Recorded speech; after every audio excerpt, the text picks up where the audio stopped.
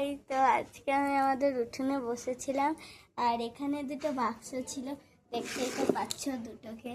তো এই দুটোই হচ্ছিল কিছু জিনিস।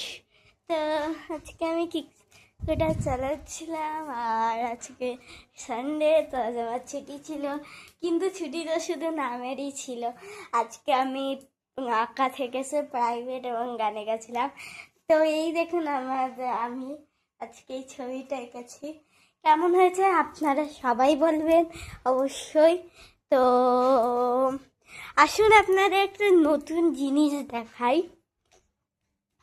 আপনারা অনেকেই ভাববেন কি নতুন জিনিসটা। তো নতুন জিনিসটা হলো কেন